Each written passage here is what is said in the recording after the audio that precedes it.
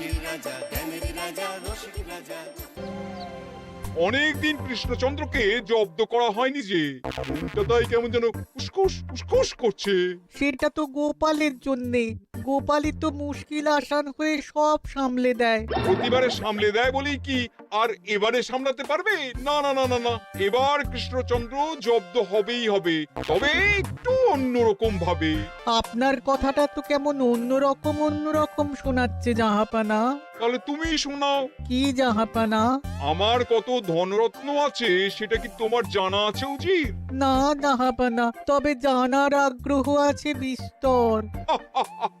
শুধু তোমার কেন, আরো অনেকেরই আগ্রহ আছে শুনলাম, আর সেটা যতক্ষণ না জানা যাচ্ছে ততক্ষণ মনটা কেমন খচখচ খচখচ করে।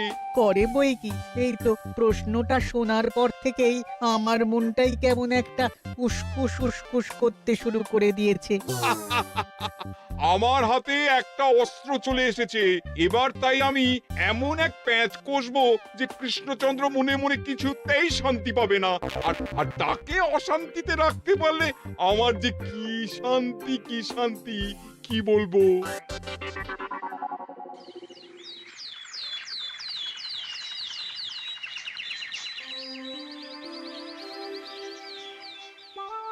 কি যে বলি, মানে এমন আমন্ত্রণ পেলে তো আর না বলা যায় না।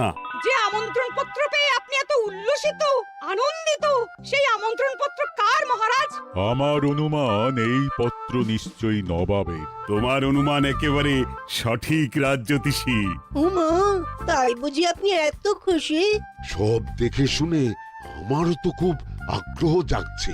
সে তো জাগবেই, তবে আগে ভাগেই বলে না দিয়ে আমি দেখছি কার কেমন সব চিন্তা ভাবনা মাথায় আসে। খবর তো একটা আছেই মহারাজ, তবে কথাতেই আছে না, যত হাসি তত কান্না, তাই ভালোর বদলে খারাপটাই মনে আসছে যে বেশি করে। বোঝো ঠেলা, সবকিছুতেই খালি ঘেঁটে দেওয়া। সত্যি গোপাল, আজকাল যেন সবেতেই তুমি নেতিবাচক কথা বলো। এটাই তো গোপালের স্বভাব মহারাজ। সে যাই হোক, গোপালের অকর্মণ্যতা টের পেয়েই বোধহয় নবাব শুধু আমাকে আর মন্ত্রীকে মুর্শিদাবাদে যাওয়ার নিমন্ত্রণ করেছেন। বেশ তো, ঘুরে আসুন না তবে, শুভস্য শীঘ্রম। তবে দরকার পড়লে এই ভাঙা কুলো গোপালকেই দরকারে লাগবে, কথাটা যেন খেয়াল থাকে মন্ত্রী মশাই।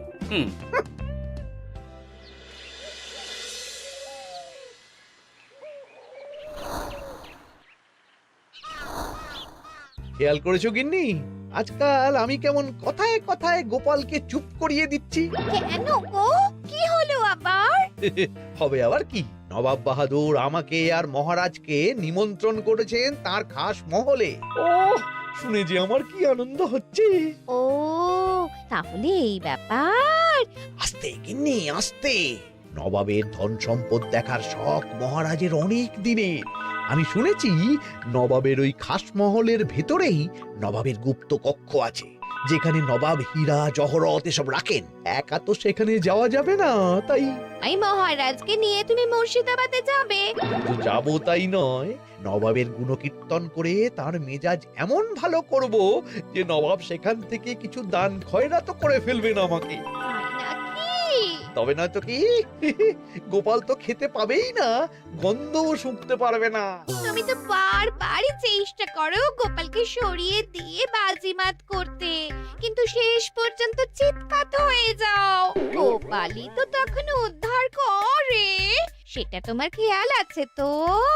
আমার মাঝে মাঝে সন্দেহ হয় গিন্নি, তুমি তলায় তলায় দল বদল করে গোপালের দলে চলে যাওনি তো?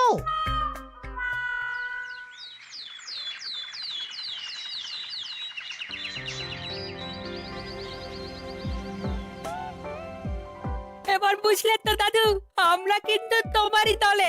ঝালে ঝোলে অম্বলে সব সময় তোমার সঙ্গে সঙ্গে থাকি। তাই যখনই পাই তখনই তোমাকে সেবা করার সুযোগ হাতছাড়া করতে চাই না, কি বুঝলে? তাই বলে পড়া ছেড়ে তোরা এখন দাদুকে হাওয়া করছিস? তুমি বুঝবে না দিদা, দাদুকে শুতে বসতে হাতে রাখলে লাভ আছে। সে তো বটেই, আর তুমি বা শুয়ে আছো কেন? তোমার কি কাজকর্ম কিছু নেই? পড়ে পাওয়া 14 আনা ছুটি কাজে লাগিয়ে কদিন ভাবছি দিব্যি গায়ে হাওয়া লাগাবো, বুঝলে গিন্নি? আর আমরা আমরা এসে সেটাই করে দিচ্ছি। সে তো দেখতেই পাচ্ছি। তা ছুটিটা কি সে শুনি? ওদিকে মহারাজ আর মন্ত্রীমশাই নবাবের কাছে গেছেন, তাই এদিকে আমি শুয়ে পড়েছি, এই আর কি। কথাতেই তো আছে, চাষি গেল ঘর, লাঙল তুলে ধর, তাই না গিন্নি? কথায় কথায় দাদু ভালোই দিয়েছে। কোথায় মহারাজ তোমাকে সঙ্গে করে নিয়ে যায়নি বলে তোমার আফসোস হবে তা নয়, উল্টে তুমি শুয়ে শুয়ে হাওয়া খাচ্ছ। আমার মন বলছে শুধু আমি নয়, নবাবও বাজাচ্ছেন ওদিকে। মহারাজ আর মন্ত্রীমশাইকে ঘটা করে কি আর এমনি এমনি ডেকে নিয়ে গেছেন সেখানে? হ্যাঁ?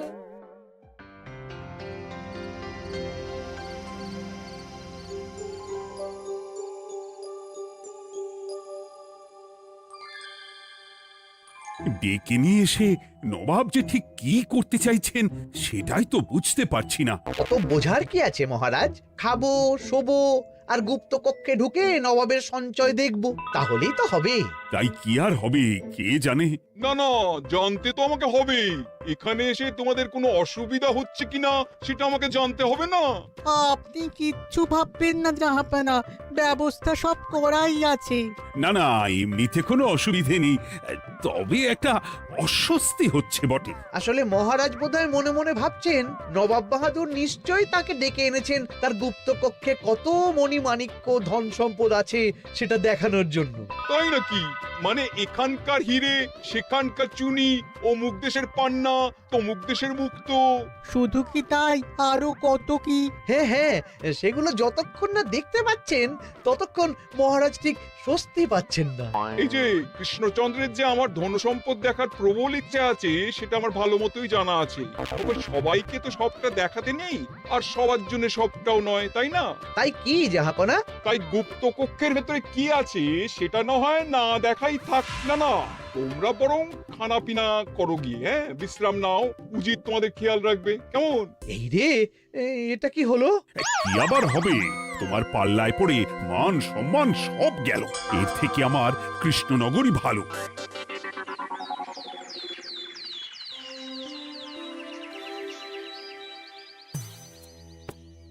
মুর্শিদাবাদ থেকে ফিরে আসার পর থেকেই কেমন থমথমে মুখ করে বসে আছেন মহারাজ। ব্যাপারটা কি? হাতির যত্ন কেমন হলো মহারাজ? কোনো ত্রুটি ছিল নাকি? না না, তেমন কিছু নয়। তবে যে উদ্দেশ্যে নবাবের কাছে যাওয়া সেটাই তো সফল হলো না। গুপ্ত কক্ষে ঠিক কি কি ছিল সেটাই তো জানা হলো না, তাই না মহারাজ? উদ্দেশ্যটা আসলে কার ছিল সেটা আমি এখন ঠিক বুঝতে পারছি। তোমাকে আর সাফাই দিতে হবে না। সেই বুঝবেন, তবে দেরিতে বুঝবেন। কি আর করা যাবে, ফলে যা হওয়ার তাই হবে। না না, তাই বলে নবাব যেভাবে তার গুপ্ত কক্ষে ঢুকতে না দিয়ে আমাকে অপমান করেছেন সেটা আমি মোটেই মেনে নিতে পারছি না। মহারাজের এই অপমানের শোধ তুলতে পারে একমাত্র গোপাল, আমি নিশ্চিত। ঠিক বলেছেন, গোপাল যদি দেয় কোনো চাল তাহলেই নবাব হবেন নকল। না না, এর মধ্যে গোপালের ঢোকার কোনো দরকার নেই। এটা মহারাজ আর নবাবের ব্যাপার। তুমি চুপ করো। কে কোথায় ঢুকবে সেটা আমায় দেখতে দাও। এখানে আর দেখার কি আছে মহারাজ? নবাবের মুখের ওপর তো আর কিছু বলা যাবে না।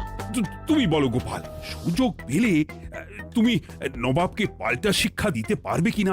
সুযোগ পাওয়া যায় না মহারাজ, সুযোগ তৈরি করে নিতে হয়। তাই আমি সুযোগ তৈরিও করব আর তার সদ্ব্যবহার করব। আর এটাও বলে রাখছি, নবাবকে নাকাল করে সুদে আসলে আপনার অপমানের বদলা নিয়ে তবে ছাড়ব।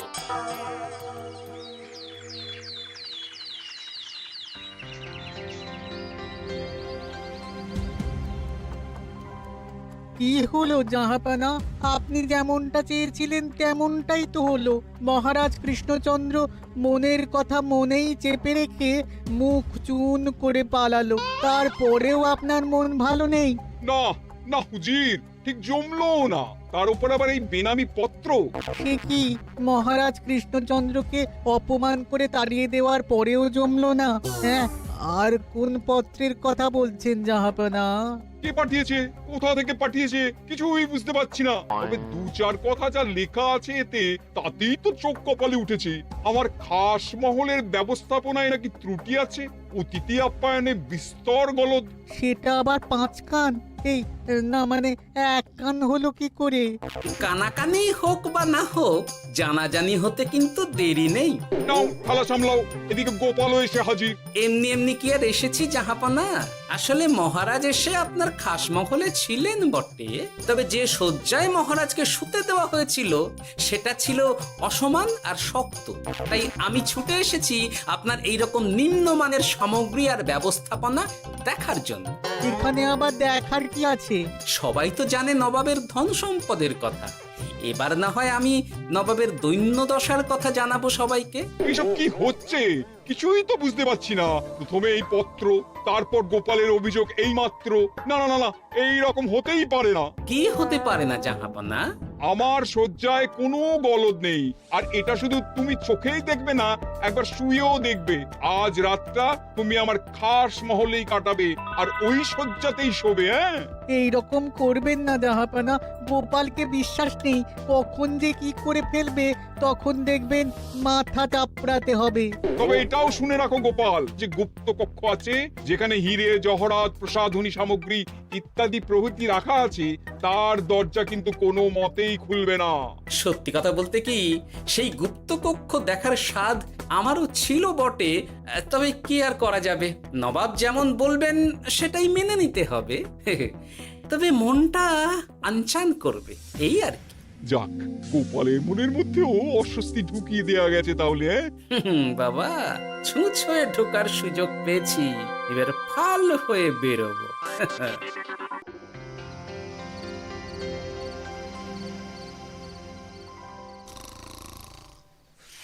আপনি কিচ্ছু ভাববেন না জাহাপানা, গোপালকে আমি চোখে চোখেই রেখেছি।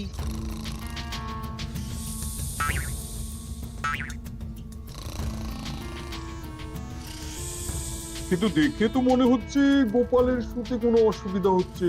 তা কি করে হয় জাহাপানা? অবশ্য কায়দা করে গোপালের মনে যে গুপ্ত কক্ষের ভাবনা ঢুকিয়ে দিয়েছেন, হতে পারে তার জন্যই সে আনচান করছে।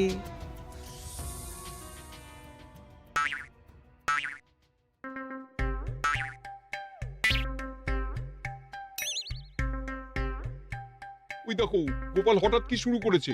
তাই তো, কিন্তু কি করতে চাইছেটা কি? কি হলো গোপাল, কিছু বলবে নাকি?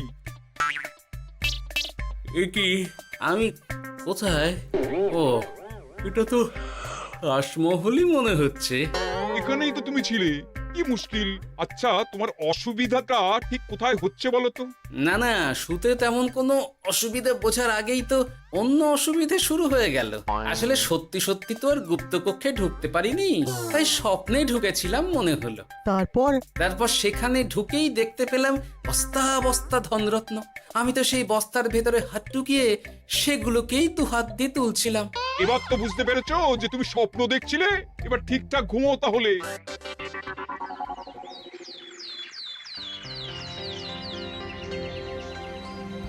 কাল রাতে গোপাল আচ্ছা ঝামেলায় ফেলেছিল। কবে ফেলে না জাহাপানা? আমাকে নিয়েই আলোচনা চলছে মনে হচ্ছে। ভুল কিছু মনে হয়নি, সে যাই হোক। এখন বলো দেখি, খাস মহলের শয্যাটা কেমন ছিল কাল রাতে?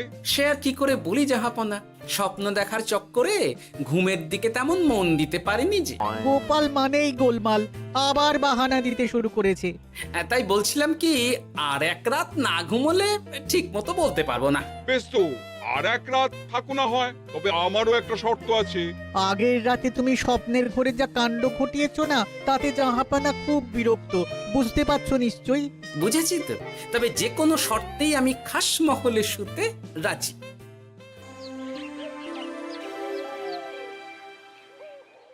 আমার এক কথায় রাজি হয়ে গোপাল নবাবের কাছে ছুটে গেল, কিন্তু কই, এখনো তো ফিরে এলো না। এমনও তো হতে পারে মহারাজ যে নবাব গোপালকে আটকে রেখেছেন। হ্যাঁ, কেন?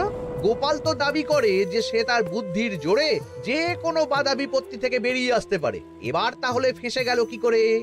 না না, গোপালের কোনো বিপদ হবে না, দেখবেন গোপাল এবারেও ঠিক বেরিয়ে আসবে। হ্যাঁ, গোপাল আসবে হেসে হেসে, মহারাজ দেখবেন বসে বসে। আমার ধারণা কিন্তু যে কোনো শর্তেই নবাব গোপালকে শায়েস্তা করেই ছাড়বেন। গোপাল যখন নিজে থেকে নবাবকে খোঁচাতে গেছে তখন আঁচড় তো খেতেই হবে। কি জানে নবাব আবার গোপালকে কিভাবে জব্দ করছেন কি জানি।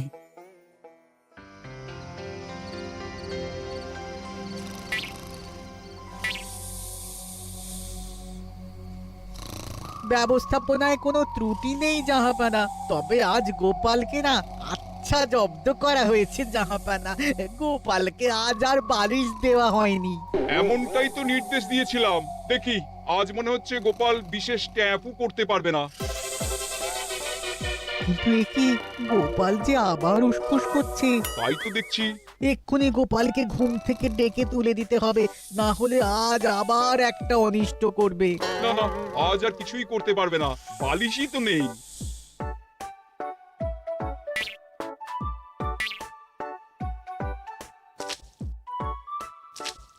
এ কি, গোপাল তো আবার শুরু করে দিয়েছে। ধরো ধরো ধরো, এক্ষুনি ধরো ওকে। আরে ওঠো ওঠো, জেগে ওঠো গোপাল। আরে হচ্ছেটা কি? আজ আবার তোমার কি হলো? এ হে, আজ আবার একটা গন্ডগোল করেছি মনে হচ্ছে। গন্ডগোল বলে গন্ডগোল, জল ছড়িয়ে কি অবস্থা করেছো দেখো।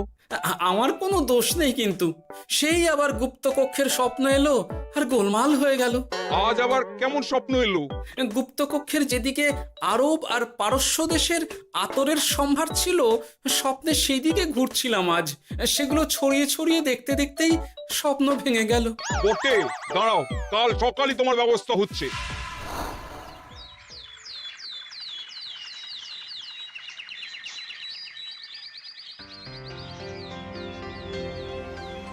গোপালের বিদায় করার ব্যবস্থা পাকা হয়েছে তো উজির? কি যে বলেন জাহাপানা, আপনি কিছু করতে বললে আমি কি সেই কাজ ফেলে রাখি নাকি? কি ব্যবস্থা করলে শুনি?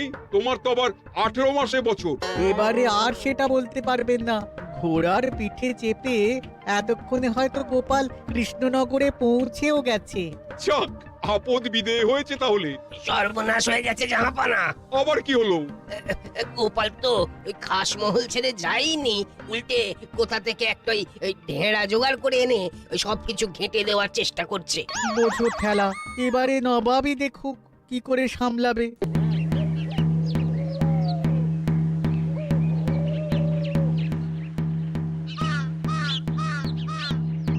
শুনুন শুনুন শুনুন। আরে আরে আরে, আরে কি শোনাচ্ছটা কি গোপাল? এখনো শোনাইনি, তবে শোনাবো শোনাবো ভাবছি। সবাইকে জানাতে গেলে এই ঢাড়া পেটানো ছাড়া আর উপায় কি? কিন্তু জানাবেটা কি?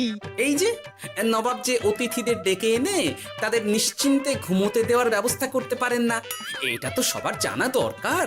কি বিপদ! না না না না, এই বদনাম নিয়ে আমি গোপালকে কোথাও যেতে দেবো না। তাহলে কি করতে হবে জাহাপানা? আজ ও রাতে গোপাল খাস মহলে শোবে। এই তো এবার পড়েছেন গোপালের জালে।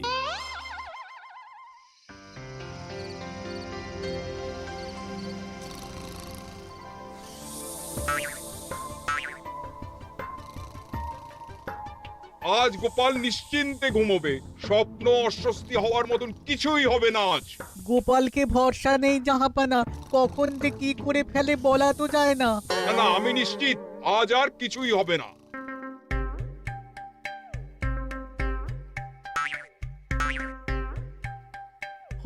হবে না বলতে বলতেই হতে শুরু করেছে জাহাপানা। আরে ওকে গিয়ে চেপে ধরো এক্ষুনি। ঘুমের ঘোরে আবার কি করছো গোপাল? এবার আবার কি হয়েছে? আবার কি স্বপ্ন দেখছিলে নাকি? কি মুশকিল হলো বলুন তো দেখি। গুপ্তকক্ষে ঢুকতে পারিনি, কিন্তু তার স্বপ্ন দেখা তো থামছে না। তার মানে? আজ স্বপ্নে দেখছিলাম গুপ্তকক্ষের একদিকে দামি দামি রেশমি কাপড়, মসলিনের বিপুল সম্ভার, ওই সেগুলোই টেনে টেনে দেখছিলাম আর কি। তাই বলে পর্দা ধরে টানাটানি করতে হবে? ওই দেখুন, ওগুলোকেই তো মসলিন ভাবলাম। না না না না, এবার আমি মনে মনে স্থির করে ফেলেছি এই ঝামেলা থেকে বেরোবার একটাই উপায়, আর সেটাই এবার আমি করব।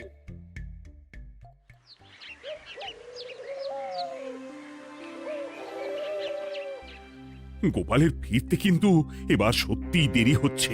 দেখুন, হয়তো গোপাল বেশি বাহাদুরি দেখাতে গিয়ে ফেসে গেছে। ফেঁসে নয়, এই যে কেমন হেসে হেসেই এসেছি দেখুন। এই তো গোপাল ফিরে এসেছে। শুধু ফিরেই আসেনি, তার সঙ্গে আরেকটা সুসংবাদও নিয়ে এসেছি। হ্যাঁ, সেটা আবার কি? আমার প্যাঁচে পড়ে নবাব শেষ পর্যন্ত বাধ্য হয়েছেন গুপ্তকক্ষ খুলে দিতে, সঙ্গে কিছু উপঢৌকনও দিয়েছেন। ব্যাপারটা ঠিক কেমন করে কি হলো বলো দেখি। বলছি মহারাজ, নবাব বাহাদুর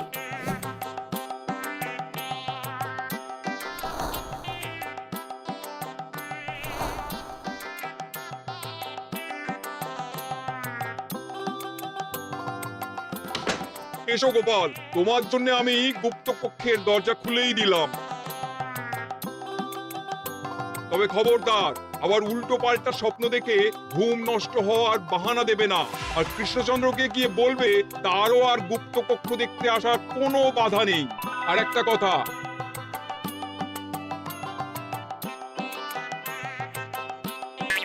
এইসব নিয়ে খুশি থাকো, তবে নবাবের খাস মহলের নিন্দে করে আবার ঢেঁড়া পিটিও না যেন। এমনিতেই সেই অভিযোগপত্র নিয়ে নবাব বাহাদুর চিন্তিত। সেই চিন্তা ঝেড়ে ফেলুন জাহাপনা, কারণ ওটা আমারই দুষ্ট বুদ্ধির ফল। অবস্থা বুঝে ওই ব্যবস্থা আমিই নিয়েছিলাম। হ্যাঁ, আগে হ্যাঁ। সাবাস গোপাল, তুমি তাহলে শেষমেশ যে কোনো উপায়ে নবাবকে মাথা নোয়াতে বাধ্য করলে। আপনাকে কেউ অসম্মান করলে আমি যে নিজেকে সামলে রাখতে পারি না মহারাজ। সত্যি গোপাল, তোমার তুলনা হয় না।